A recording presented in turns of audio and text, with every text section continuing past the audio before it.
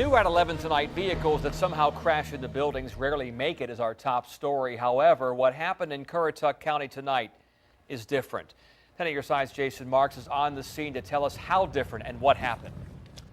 Tom, just shocking for everyone here in Moyock. Let me step out of the way and show you. You can see this parking lot right here. What we're told is around 5:30, a man pulled up in a pickup truck, got out of his truck, went to the bed of that truck where he had several bales of hay, lit the hay on fire, got into his truck, and then drove it, as you can see, right into the building. I would call it probably an arson-suicide. The arson and suicide happened at the same time in Moyock, North Carolina. I don't think anybody sees that too often. Especially here in this tight-knit Currituck County community. But it happened around 5:30 when a man purposely drove his truck into this building along 168. He got out of the truck in that parking lot and went back and lit the bales of hay that were in the back of that truck. When they were flaming, the truck was fully engulfed when he got back in it and drove it into the building. It almost went completely through the building. The man was seen driving around for a couple hours beforehand. The thought was he was waiting for everybody to leave the Twyford law firm.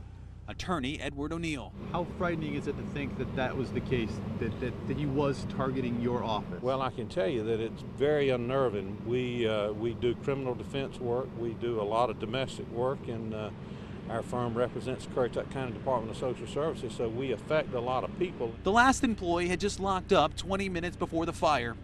One witness tried to go in and save the driver, but it got too hot.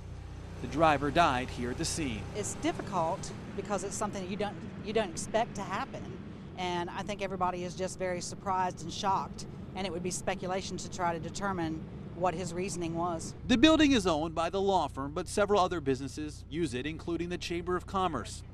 The State Bureau of Investigation is coming in to help figure out why this happened. And they'll go in and conduct their investigation, try to determine whether or not there were accelerants used or what actually caused. Was it just the bale of hay? Because there is some information that there were 3 explosions that were heard after he drove inside the building. People here know it could have been different.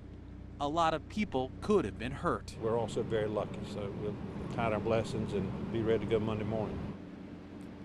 Yeah, the law firm says that this fire is not going to stop them from the work that they have to do. Now, obviously, we're waiting on the SBI to show up. Right now, things are at a standstill, just waiting until those investigators start getting here. Then they'll start going through what's left of this building, and of course, that truck. They'll try to determine who was the driver and why he drove it into the building.